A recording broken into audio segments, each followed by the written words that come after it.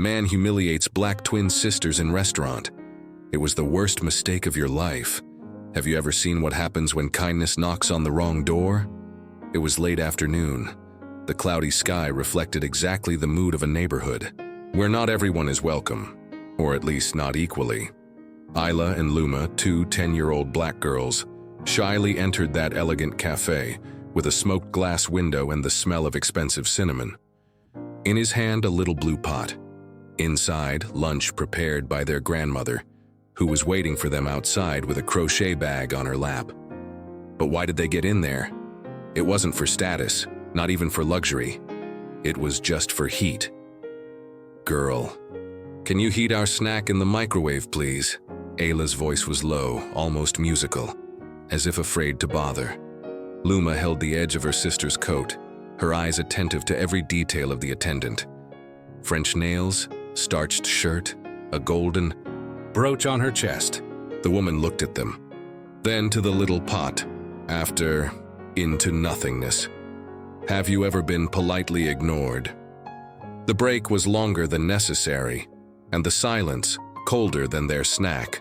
The attendant gave a short smile, not of sympathy, but of those who say, "This is no place for you," without using a word. The girls were still waiting, with hope. Have you ever felt kindness turn into shame in front of everyone around? No one said anything, but everyone was looking, as if that simple request had violated some invisible rule, as if that colorful pot was offensive, as if two black children asking to heat food were an anomaly in the midst of expensive crockery and cafes with drawn foam. But what exactly bothered so much there, their snack, the tone of voice? Or is it the fact that kindness, coming from the periphery, seems more uncomfortable than arrogance disguised as success? Be that as it may. Nothing was done, nothing was said, and everything was felt.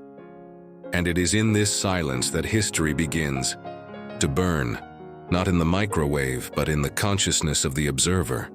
Because the true temperature of this scene, it will still rise.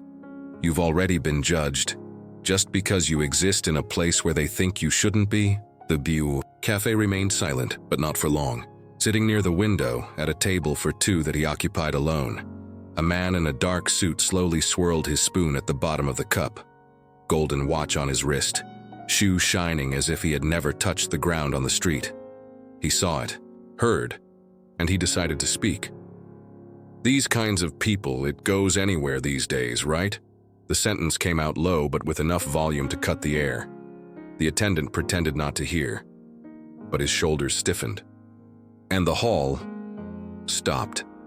Some pretended to continue reading the newspaper, others just looked away, but everyone listened, and no one answered. Have you ever witnessed the poison hidden within a casual comment? Ayla and Luma, still standing, did not understand everything, but they understood the tone. Those words were not about them directly.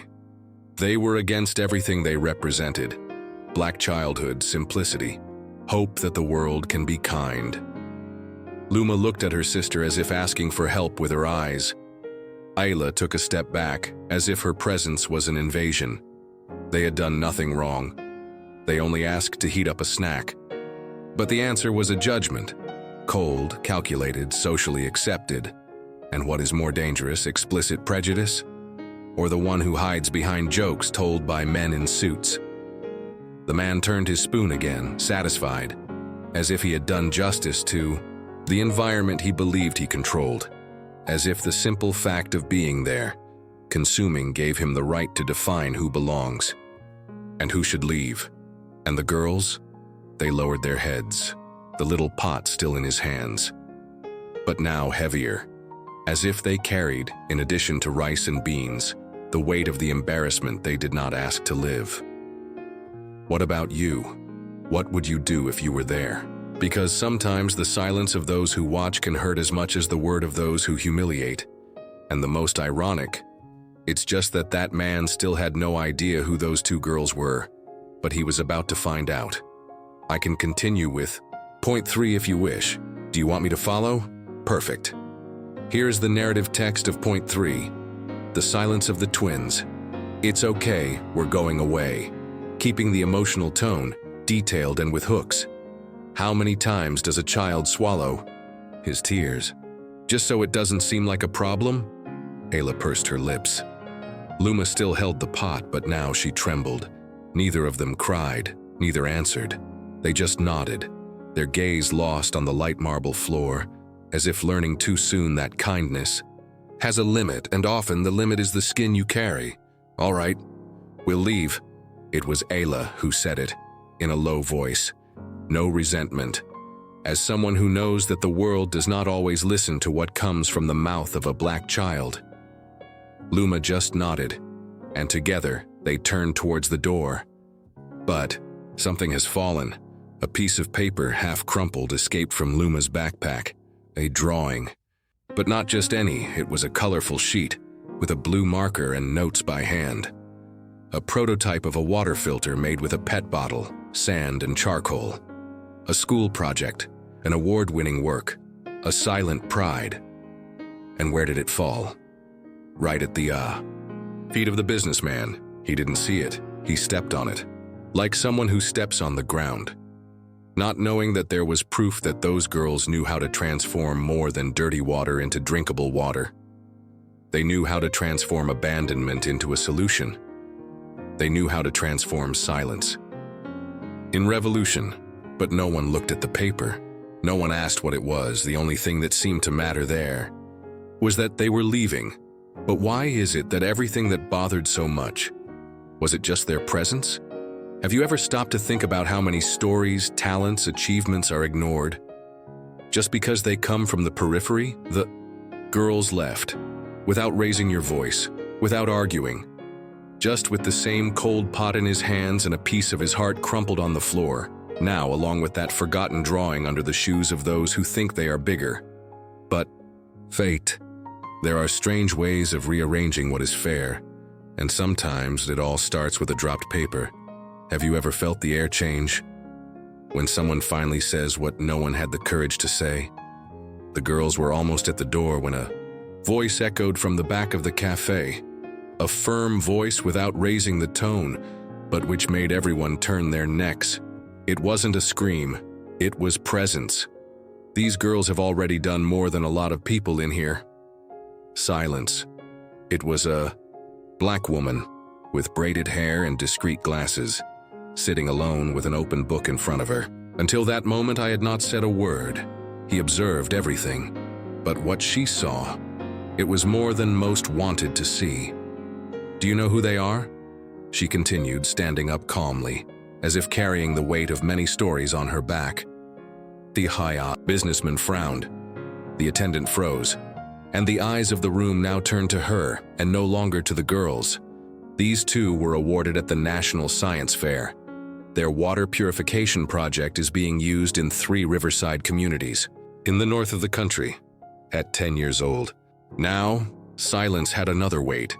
It was the kind of silence that does not ignore, the type who listens with shame, the type who shouts without sound. What did we do? Ayla and Luma stopped. They didn't know if they would come back. They thanked each other, or if they simply cried. But they stood there, near the door, as if the world were slowly turning in the right direction. The businessman cleared his throat. He crossed his arms. He looked around, trying to regain control of the situation, but there was no more control. Just eyes on him, and eyes on top of the paper on the floor, now being picked up by the woman with braids. She held the drawing, as if holding a medal, showed the whole cafe. "This here saves lives, and they refused a microwave. Have you ever seen when the truth, even if spoken calmly, topples castles of arrogance?" Because at that moment, everything began to crumble. And the most beautiful thing is that it was not angry, it was true. And the truth, it was still going to heat up a lot in that place. Have you ever witnessed the exact moment when fear turns into courage, just because someone had the audacity to speak first? After the words of the woman with braids, something invisible broke inside that cafe. It was as if the ground had cracked, not on the outside, but on the inside. in the certainties, in the hierarchies, in the silences that once seemed to be norms. And then someone spoke. "They can use my microwave." He was a simple man with a black apron and downcast eyes. It was the kitchen employee. She had watched it all without saying anything, but now she was taking firm steps toward the girls. He took the jar from their hands with a small but real smile and said, "You can leave it. I'll be right back." Have you ever seen when a simple gesture, does it seem like the most revolutionary act in the world? The girl's grandmother, outside, looked through the window, not understanding what was happening inside. And yet, smile. Like someone who feels that something bigger is in motion, even without seeing the details. On the other side of the room, a lady stood up. Well-combed white hair, a pearl necklace, a coat that exuded expensive perfume. "Do you like sweets? I have some that I prepared earlier today." He opened his bag and took out 2 bundles of colored paper. He delivered with delicacy, as if he were giving respect. The girl smiled, embarrassed, still trying to understand why so much was changing. So fast. And the man with the golden watch. Now, it seemed too small for the suit itself, sitting in the same chair, hands restless, eyes downcast. For the first time, no one heard him anymore. For the first time, he was not the center of anything. Have you seen when arrogance is muted in the face of collective kindness? The attendant didn't know where to go. The manager, who had just entered the hall, asked what was going on. In a few seconds, they explained. And he, seeing the role of the project in the hands of the woman with braids, looked at the girls as if he had just met celebrities. But they didn't say anything. They didn't need to. Ayla and Luma were quiet, holding the sweets, teary-eyed. Not of pain, but of something they were still trying to understand. Belonging. And there, in that space that had previously refused such a simple request, something new began to be born. Because sometimes, all an environment needs to transform. Itself is a spark of courage, and that day she came with the smell of hot food and crumpled paper. Have you ever seen a place change? Just because someone had the courage to see it for real? The manager looked at Ayla and Luma as if he had found a forgotten jewel at the bottom of an old drawer. There was no doubt in the air anymore, only admiration. He took out his cell phone, opened a browser tab, and typed in a name. It only took 2 seconds for the image to appear on the screen. A report, stamped with the photo of the 2 girls smiling, next to a gallon of crystal-clear water, and the title, "10-year-old twins develop homemade filter that purifies contaminated water and win a national award." The whole room bowed at that moment.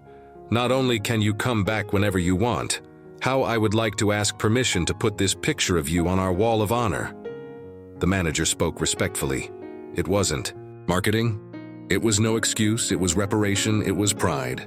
It was someone understanding, right there at the time, that those girls were not just visitors. They were examples. Have you ever witnessed the moment when a collective mistake becomes public learning? The kitchen clerk reappeared with the now steaming pot covered with an embroidered napkin. He even placed it on the table and pulled the chairs for the 2 of them. For the first time, Ayla and Luma sat there as part of that space, as protagonists of a story that, until minutes before, seemed to want to erase them. And what happened to the businessman? He tried to get up. He tried to leave without being noticed. But the door, which had previously seemed so invisible to the girls, was now the only way visible to him. He walked there with heavy steps, carrying what was left of his authority. Silence. Have you ever seen when power changes hands, without the need for shouting? Applauded, not with euphoria, but with truth, an applause of recognition, of collective humility, of silent repentance. The woman with braids sat down again, now with the book closed. The lady of sweets dried her eyes discreetly. Is it going to happen? They didn't say anything. They only ate slowly, in silence, with gratitude. Take it easy. Like someone who knew, from the beginning, that kindness shouldn't be a privilege, but a right. That afternoon, the coffee changed. But not only coffee. Something also changed in each person who witnessed it. Because when justice comes, she does not warn, she just walks in. And he sits at the table. Have you ever heard a child teach? Without raising your voice, the snack had already been eaten, the sweets divided. The mural, now with a new promise. The photo of the twins would be the first of many tributes to young transformers. The environment that once seemed cold, now it looked like home. Ayla and Luma stood up. They thanked each person with their eyes. The grandmother outside opened her arms when she saw them leaving. But before they walked through the door, Ayla stopped. He turned slowly. The businessman was still there. I hadn't been able to get out, perhaps out of shame. Maybe because deep down I knew that that scene wasn't about them. It was about him. About the kind of man who believes that kindness has a dress code, and what respect only comes with a black card. It was then that Ayla approached. Calmly, with his eyes on his. Luma stood to the side, holding his hand. And without a tone of anger, without any arrogance, Ayla said, "We just wanted to heat up the snack, young man. It wasn't difficult." Silence. Have you ever heard such a simple phrase to sound like a sentence? The businessman opened his mouth, but not a word came out. Because sometimes the most powerful truth, it is the one that comes without defense. Ayla smiled. A light smile. Not victory, but of conscience. Luma smiled too. And together they returned to the arms of their grandmother, who was already waiting for them with pride in her eyes and tenderness in her gestures. As they left, some people in the cafe were still staring at the door, as if they were stuck in that last sentence. It wasn't difficult, not at all, treating two children well with a small pot in their hands. It was never difficult. The difficulty, it was in those who refused to see. Have you ever noticed when a place changes, even if no one says it has changed? The next morning, the cafe opened at the same time as always. The lights came on, the beans began to grind, the aroma took over, the environment. But there was something different. Something in the air, something in people's attitude, something in the looks. On the mural, near the counter, a new golden frame drew attention. Inside, the photo of Ayla and Luma smiling, with the prototype in their hands and the caption below, "Kindness doesn't need a suit. Innovation has no age, not even color." Customers looked, read, smiled. Some took pictures. Others just closed their eyes for a moment, as if remembering what they had seen the day before. Have you ever seen when an environment becomes better just because you were forced to look in the mirror?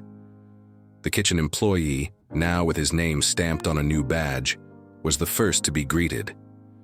He even earned a compliment from the manager. "We're lucky to have you here." He just smiled and went back to the sink, as if he never needed medals to do the right thing. The attendant? This one arrived with her head down. But when he looked at the mural, he stopped. He stayed there for a few seconds. He read the caption. And for the first time, he seemed to understand. And the businessman, he never showed up again. Maybe because places where respect flourishes become unbearable for those who only know how to live with arrogance. Have you ever noticed that true changes don't make noise? Ayla and Luma did not return that day. They were at school, coming up with a new idea on how to harness rainwater in urban areas. They did not seek applause, nor rematch. They just wanted to keep creating, learning, and being treated with the dignity they have always deserved. And that coffee? It has become more than a meeting point. It became a turning point, a living reminder that no one needs to change their essence to be respected. Who needs to change? It's the world around us, because Ayla and Luma never wanted to be the protagonist. They just wanted to heat up the snack. And in the end, they were the ones who warmed everyone's hearts. Sometimes it doesn't take a scream to transform a reality. All it takes is a 10-year-old girl holding a small pot of food, a steady gaze, and the courage to remain kind even after being ignored. Ayla and Luma didn't hit the table. They did not make a scandal. They were just who they always were, and that in itself was revolutionary. While the world insists on teaching black children to shrink, they have taught the world to stand up. And perhaps the question we should all be asking isn't, why did they walk into that cafe? But rather, how many spaces are we still trying to keep closed? Don't share it because it's beautiful. Share because there are still people being expelled with their eyes. Share it because there are still many children being discredited before they are even heard. Share why the world needs girls like Ayla and Luma more, and less of those who think that kindness has a dress code. Comment below. I would have warmed up. Let's show how many people still know how to recognize the value of a simple gesture.